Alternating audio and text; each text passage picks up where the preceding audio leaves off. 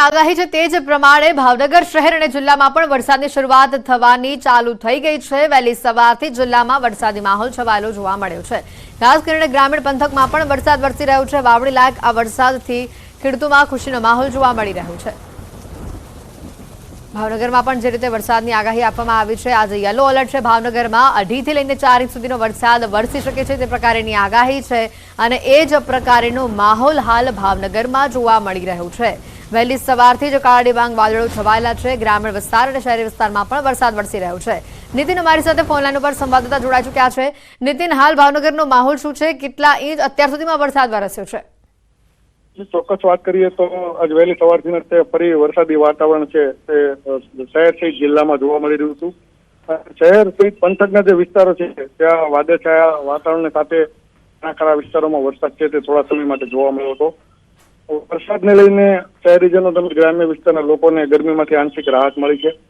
Overall જે વરસાદી આંકડાની વાત કરીએ તો વલભીપુર 17 મિલીમીટર, અમરાળા 3, ભાવનગર 30 મિલીમીટર, ઘોઘા 21, સિહોર 13, ગારિયાધાર 1, પાલતાણા 11, તળાજા 4, મહુવા 26 અને જેસર 4। એટલે કે ઓવરઓલ કહી શકાય કે ભાવનગર, ઘોઘા અને મહુવાના જે પંથક અને મહુવા શહેરના જે બધા વિસ્તારો છે ત્યાં વરસાદ છે તે સારા પ્રમાણમાં જોવા મળી રહ્યો છે। જી નીતિન, ખાસ કરીને ગ્રામીણ વિસ્તારમાં વધુ વરસાદ જોવા મળી રહ્યો છે। ખેડૂતો આને લઈને કેટલા ખુશ જોવા મળી રહ્યા છે?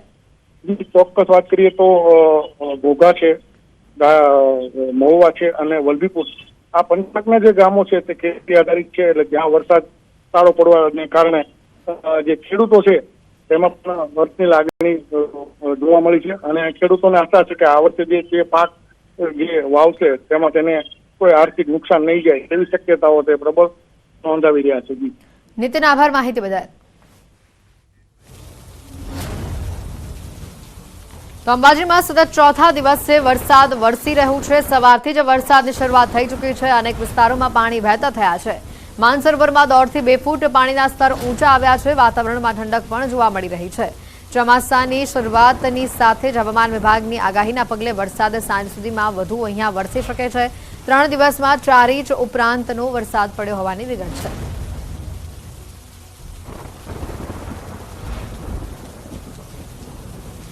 રીતે ચોમાસાની શરૂઆત થઈ ચૂકી છે અને સાથે હવામાન વિભાગે પણ વરસાદની આગાહી કરી છે। તે જોતાં અંબાજી પંથકમાં છેલ્લા 4 દિવસથી અવિરતપણે વરસાદ વરસી રહ્યો છે અને ચોથા દિવસે પણ આજે વહેલી સવારથી જ વરસાદની શરૂઆત થઈ ચૂકી છે। અને ચોક્કસપણે બતાવીશ કે અંબાજીનું જે માનસરોવર પવિત્ર કુંડ છે, આ પવિત્ર કુંડમાં પણ 1.5 થી 2 ફૂટના પાણીના સ્તર જે છે એ ઊંચા આવ્યા છે અને જેના કારણે પાણીના સ્તર ઊંચા રહેતા આજુબાજુના હેન્ડપંપ છે અને જે નાના કૂવાઓ છે તેના પાણીના પણ સ્તર ઊંચા આવતા ગામ લોકોમાં પણ ભારે ખુશીનો માહોલ જોવા મળે છે। અને ચોક્કસપણે કહી શકાય હાલ તબક્કે જે વરસાદ વરસી રહ્યો છે તે જોતાં ખેડૂતોમાં પણ ભારે ખુશીનો માહોલ જોવા મળી રહ્યો છે અને ગરમીનો જે ઉકળાટ હતો તેમાં પણ આંશિક રાહત જોવા મળી રહી છે। અને હજી ચોમાસાની જ્યારે શરૂઆત છે ત્યારે વહેલી સવારથી વરસાદ શરૂ થયો છે ત્યારે આખા દિવસ દરમિયાન સાંજે પણ વરસાદ અંબાજી પંથકમાં થઈ શકે છે અને આ વરસાદને હાલ તબક્કે સારો ગણવામાં આવી રહ્યો છે। મહેન્દ્ર અગ્રવાલ, ન્યૂઝ 18 ગુજરાતી, અંબાજી।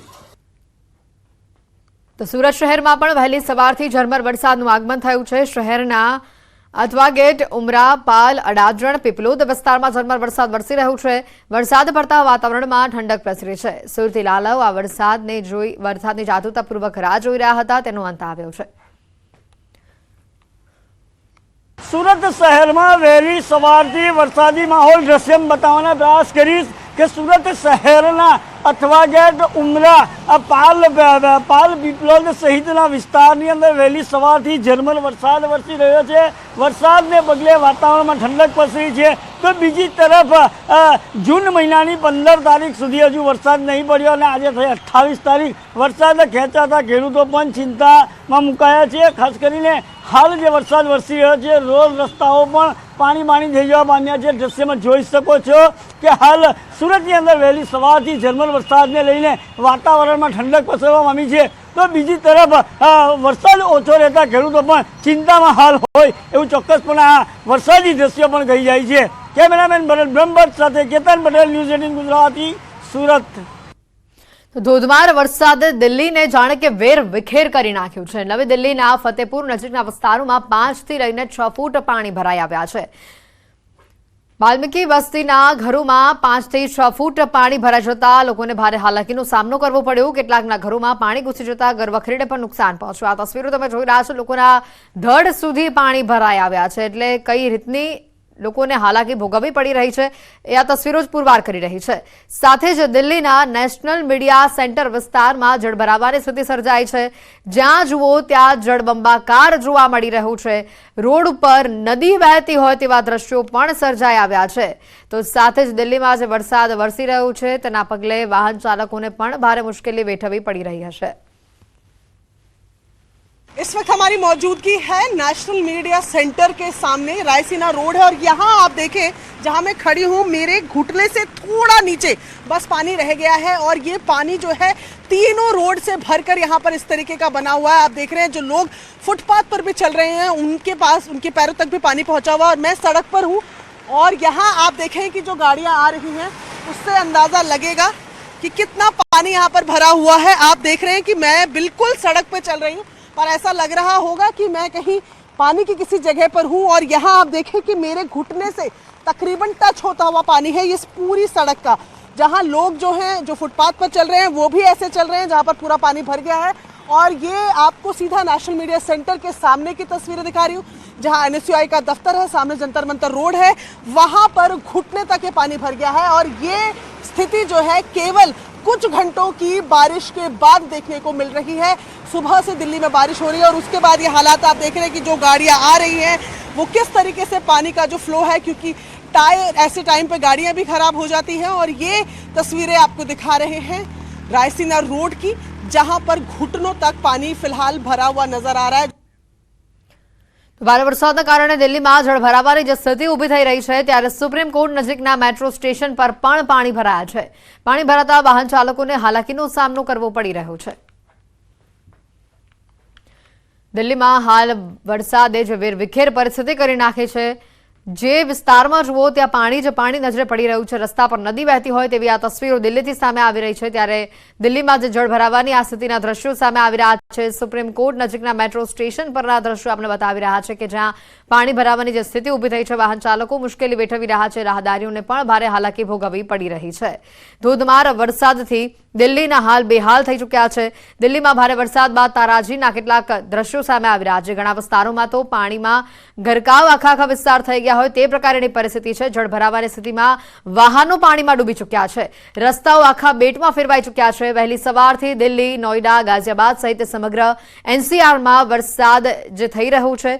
શુક્રવાર સવારથી જ જ્યારે દિલ્હીના લોકો જાગ્યા તો તેમને રસ્તા ઉપર પૂર જેવી સ્થિતિ જોવા મળી। દિલ્હી NCRમાં ભારે વરસાદના કારણે રસ્તા ઉપર ઘૂંટણ સુધીના પાણી ભરાઈ ચૂક્યા છે। ટ્રેનો ડૂબી રહી છે। કેટલીક જગ્યા પર તો ટ્રાફિકની સમસ્યા પણ જોવા મળી રહી છે। આ તસવીરો આપને પહેલી જે બતાવી રહ્યા છે જેમાં આપ જે ઓરેન્જ ભાગ જોઈ રહ્યો છો તે કોઈ જમીન કે દિવાલ કે ફૂટપાથની પટ્ટી નથી, તે એક ટ્રક હતી જે પાણીમાં લગભગ પોણા ભાગની ડૂબી ગઈ હતી। આ તસવીરો આપને તેને બતાવી। ગાડી તમે જોઈ શકો છો, ગાડીની ખાલી ઉપરની છત દેખાઈ રહી છે। આખી ગાડી એ પાણીમાં ડૂબી ચૂકી છે। એટલે પાણી કેટલું ભરાયું છે આ વિસ્તારમાં તમે એની કલ્પના કરી શકો છો। ઘણા લોકો પણ આ વરસાદી પાણીમાં ફસાયા છે, તેઓનું પણ રેસ્ક્યુ કરવામાં આવી રહ્યું છે। તો જે ખાસ કરીને નેશનલ માર્ગો છે તેના પર પણ પાણી ભરાવાની જે પરિસ્થિતિ ઊભી થઈ છે, લગભગ વાહનોના અડધા પૈડા પાણીમાં ડૂબી જાય એટલું પાણી અહીંયા ભરાઈ ચૂક્યું છે। હાલ સમગ્ર દિલ્હીવાસીઓ આ પૂરની પરિસ્થિતિ વચ્ચે મજબૂર થઈ રહ્યા છે, કારણ કે લોકોને ઓફિસે જવું પણ મુશ્કેલી ભર્યું બની રહ્યું છે।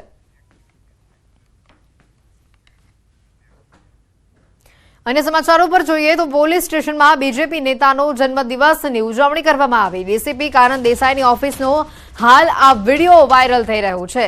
બીજેપી નેતા હિમાંશુ ચૌહાણના જન્મદિવસની ઉજવણીની કેટલીક તસવીરો સામે આવી છે। આ તસવીરો તમે જોઈ રહ્યા છો। ડીસીપીની હાજરીમાં જ પોલીસ સ્ટેશનમાં જન્મદિવસની ઉજવણી થઈ। કેટલાક પીઆઈ પણ આ સેલિબ્રેશનમાં હાજર રહ્યા હતા। પોલીસ સ્ટેશનમાં ઉજવણી થતા ઘણા સવાલો ઉઠી રહ્યા છે।